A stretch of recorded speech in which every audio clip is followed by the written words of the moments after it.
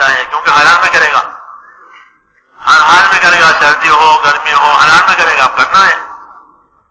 تو پابندی اور استقامت کی وجہ سے وہ مجاہدہ بنتا ہے. مجاہدہ بنے گا تو ہدایت کا سبب بنے گا، تو اس عمل سے دل کو ہدایت ملے گی، دل صحیح راستے پر رہے گا. اور پابندی نہیں ہے تو کبھی کیا کبھی نہیں کیا، کبھی چھوڑ دیا کبھی چھوٹ گیا. ایک ایسا ہے جیسے ٹوٹا ہوا برتن، ایک برتن ٹوٹا ہوا ہے تو اس میں کیا آئے گا؟ پانی رہے گا اس میں، تو ٹوٹا ہوا ہے، پانی نکل جائے گا. ایسے ہی کبھی کیا کبھی تو وقت نکل جائے گا اور عمل نہیں رہے گا باقی. اس لیے اس کو پسند نہیں فرمایا. لا تقم مثل فلان کان یقوم اللیل ثم ترک قیام اللیل. حضور کی طرف اشارہ کر کے فرمایا دیکھو فلاں نے جیسا مت ہونا. یہ کیوں کہ پہلے وہ رات کا قیام کرتا تھا، اس نے پھر قیام چھوڑ دیا. ایسا نہیں بننا ہے، یہ ہدایت ہے. یہ کام شروع کیا وہ کرنا چاہیے، کام اپنے ذمے لینا چاہیے. جب کام اپنے ذمے لیں گے تو اس کے لیے وقت چاہیے. جب وقت دیا تو کہ اب اس کی نگرانی کرو، اپنے وقت کی نگرانی کرو، اپنے عمل کی نگرانی کرو.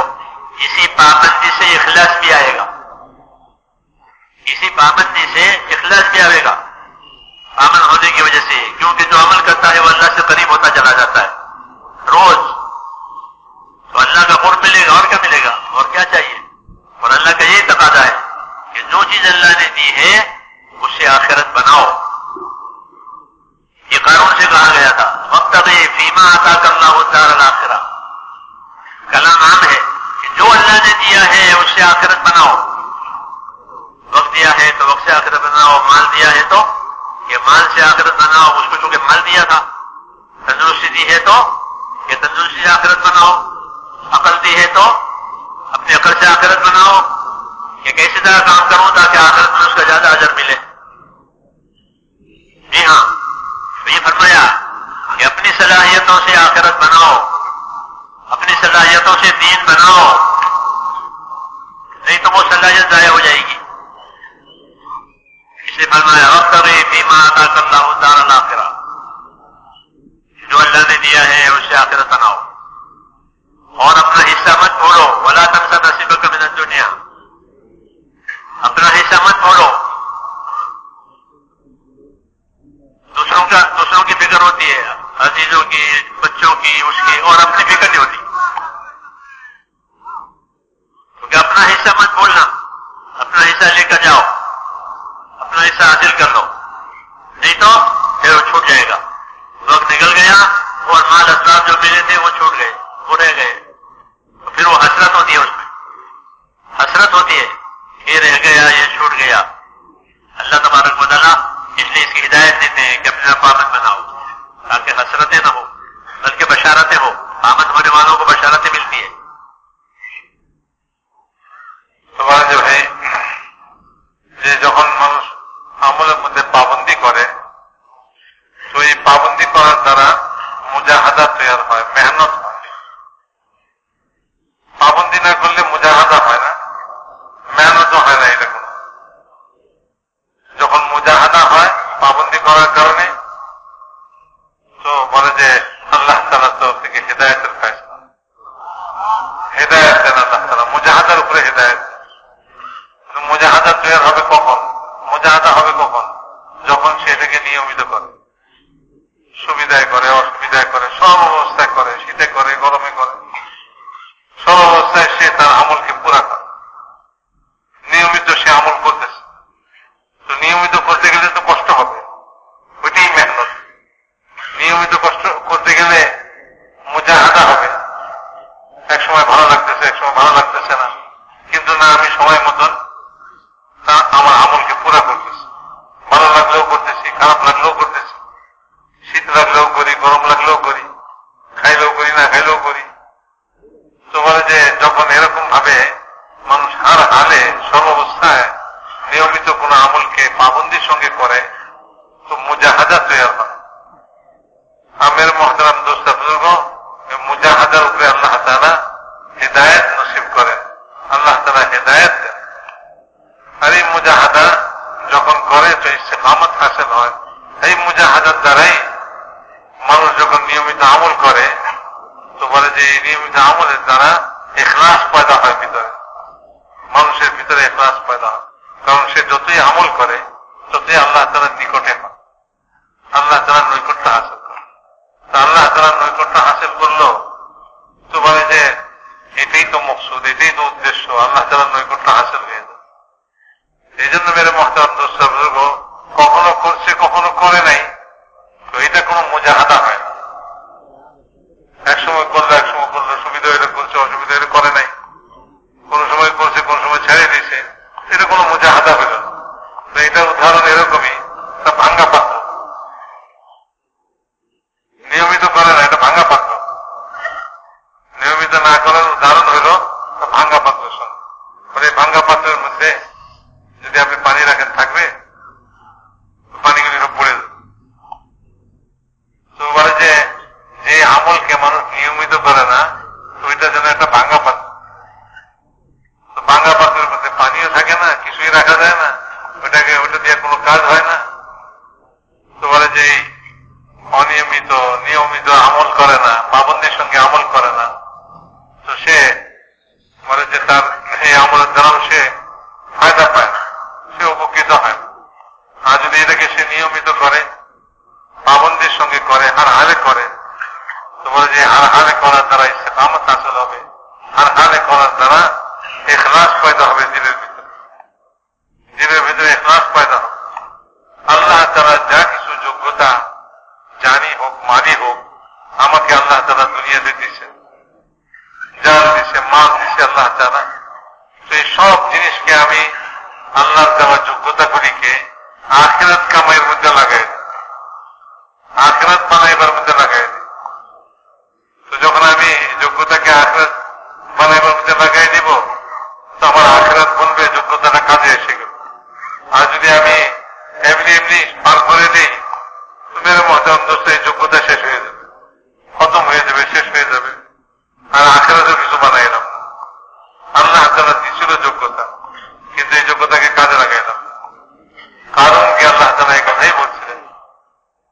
আল্লাহ তাআলা কোরআন শরীফের মধ্যে কারণ সম্পর্কে বলছেন যে তার কওমের লোকেরা তাকে বলছে ওয়াবতাগি ফীমা আতাকাল্লাহু দারাল আখিরাহ ওয়া লা তানসা নাসীবাকা মিনাদ দুনিয়া। বলে দেখো কারণ, তোমাকে আল্লাহ তাআলা যে মাল দিচ্ছেন, এই মাল দিয়ে তুমি আখিরাত কামাই করো, তোমার আখিরাত বানাও। আবার দুনিয়া থেকেও তোমার অংশকে তুমি ভুলে না, যে এরে দেয় ওরে দেয়, সবের কাম হয়, নিজের কাম করে না, নিজের জরুরতকে সারে না। দুনিয়া থেকে দুনিয়াতে তোমার যেটা প্রয়োজন আছে সেটাও তুমি পুরা করো। কিন্তু আল্লাহ তাআলা তোমাকে মাল দিচ্ছেন, সেই মাল দিয়ে তুমি আখিরাত কামাই করো। এরকম ভাবে আল্লাহ তাআলা মানুষকে কোন না কোন যোগ্যতা দিয়ে দেয়, কোন লাইনে জানে মানে হর কিসিমের যোগ্যতা আল্লাহ তাআলা মানুষকে দিয়ে দেয়। তো এটাকে যখন সে আখিরাত কামাইয়ের জন্য খরচ করে, আখিরাত কামাইয়ের মধ্যে লাগায়, তো তার আখিরাত বলতে থাকে, আখিরাত তৈরি হইতে থাকে। আমের মুহতারাম দোস্ত বুজুর্গ, যখন সে আখিরাত বানাইবার মধ্যে তার যোগ্যতাকে লাগায়, আর তার এই জানি মারি সব জিনিসকে আখিরাত কামাইয়ের মধ্যে লাগায়, আর নিয়মিত এরকম ভাবে সে আখিরাতের জন্য মেহনত করে, তো আল্লাহ তাআলা এই মুজাহাদার উপরে, এই মেহনতের উপরে তাকে अल्लाह ताला हिदायत दान करे।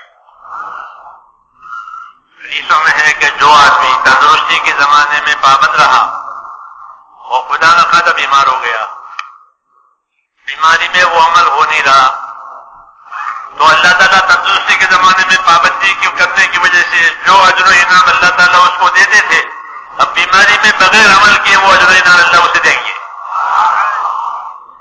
ऐसे सफर में चला गया, सफर में वो अमल पूरा नहीं होता, सफर की वजह से जिसकी अपने घर पर पाबंदी करता था, तो सफर उधर है, तो सफर में वो अमल नहीं हुआ पूरी तरह से, तो भी अल्लाह ताला उसको जितना घर पर अमल पूरा करता था और अजर इनाम उसको मिलते थे, सफर में भी वही अजर इनाम अल्लाह ताला उसे देंगे। जो सफर उधर है मुसाफिर माजूर होता है। हज़रत शेख रहमतुल्लाह अलैह से हमारा ताल्लुक, मौलाना ज़करिया साहब से मैंने खत लिखा, मैंने कहा हम सफरों में जाते हैं तो मामूलात पूरे नहीं हो पाते, कोई जिक्र रह गया, तिलावत रह गई वगैरह, मामूलात रह जाते हैं, बाकी रह जाए, पूरे नहीं होते। तो मेरे खत के किनारे पर लिख दिया जवाब कि सफर गुजर है, बस। यानी ये कसूर नहीं है, ये उजर है। तो सब उजर है तो अल्लाह ताला तो उजर कबूल करने वाले हैं। अल्लाह करीम है, उजर कबूल करते हैं कि हाँ इसको उजर हो गया, ये माजूर हो गया। और हदीसों में इसकी बशारत है कि जो तंदुरुस्ती और इस्तिकामत के जमाने में अपने अमलों को पूरा किया करते हैं, जब मुसाफिर हो जाते हैं या मरीज हो जाते हैं तो अल्लाह ताला सफर में उन्हें ऐसा ही अजर देते हैं जैसे इकामत के जमाने में करने का अजर देते हैं। और बीमार हो गए तो बीमारी में उनको वैसा ही अजर देते हैं ऐसा कि वो अपनी तंदुरुस्ती के जमाने में पाबंदी से करते थे, वही अजर उनको मिलता है।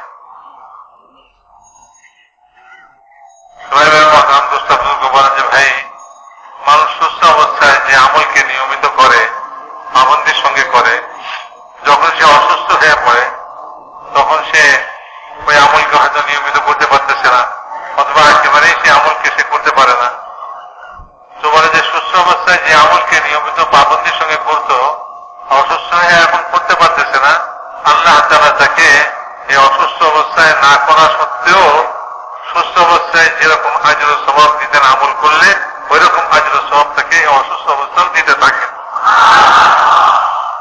এমনিভাবে একজন মুসাফির বলে যে বাড়িতে থাকা অবস্থায় সে নিয়মিত আমল করতে পারত, নিয়মিত আমল করতো সে, কারণ সফরে যাওয়ার কারণে সফরে বিভিন্ন রকমের অবস্থা পায়, আর বিভিন্ন অবস্থার কারণে সে তার মামুলাতকে পুরা করতে পারে না, সে দৈনন্দিন তার আমলকে পুরা করতে পারে না। কোন সময় 10 মিনিটে গেছে গেল, কোন সময় হয়তো কোরআন পড়তে পারল না, সুযোগ পেল না সফরের বিভিন্ন ইয়ের কারণে।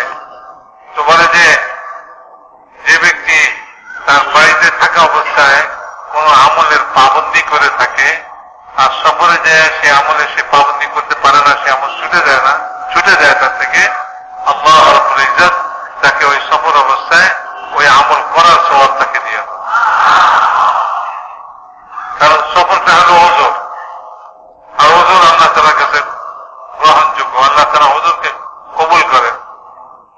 কিন্তু অন্যায় না সফর, এটা কোনো অন্যায় না, অপরাধ না, গুনাহ না, যে সে কোনো গুনাহ করছে, সে কোনো অন্যায় করছে, এটা অন্যায় নয়, এটা ওজর, ওজরকে আল্লাহ কবুল করেন। বলেন যে আমার সঙ্গে হযরত শেখ জাকারিয়া রাহমাতুল্লাহ আলাইহি ওনার সঙ্গে সম্পর্ক ছিল, তা আমি একবার এরকম ওনাকে চিঠি লিখলাম যে অনেক সময় আমরা সফরে যাই, সফরে যাওয়ার কারণে সফরের মধ্যে বিভিন্ন অবস্থার কারণে মামুলাতকে ঠিকভাবে আদায় করতে পারি না, দৈনন্দিন যে সমস্ত আমলগুলি আমি করতাম সেগুলি সফরের কারণে করতে পারি না, তো কি হবে? তো উনি বলেন যে হযরত শেখ রাহমাতুল্লাহ আলাইহি উনি বলেন যে ওই চিঠির কিনারার মধ্যে লিখে দিলেন খালি এইটুক কথা যে সফর এটাও একটা ওজর, সফর এটাও একটা ওজর। তো এইটুকু কথা মানে হলে যে সফর যখন ওজর, আর ওজর আল্লাহর কাছে কবুল, আল্লাহ তাআলা ওজরকে কবুল করেন, যে বান্দা মাজুর হয়ে গেছে, বান্দার ওজরকে আল্লাহ তাআলা গ্রহণ করেন। তো কাজে আল্লাহ তাআলার কাছে এটা গ্রহণীয় যে তুমি এটা তোমার ওজর হিসাবে আল্লাহ তাআলা তোমার যদি দৈনন্দিন আমল নাও হয়, তো তোমার বাড়িতে থাকা অবস্থায় যে আমল নিয়মিত হইতো, বলে যে সে আমলের সওয়াব ওইখানে ওই সফরের মধ্যেও আল্লাহ তাআলা দিবেন, যেহেতু তুমি এখন মাজুর হয়ে গেছো। তো মাজুরের জন্য বলে যে তার সুস্থ অবস্থায় যা সে করতো, তো বলে যে ওই মাজুর অবস্থায় করতে পারে না, আল্লাহ তাআলা তাকে সুস্থ অবস্থায় যা যা করতো সবটা নেকি এবং সওয়াব আল্লাহ তাআলা তাকে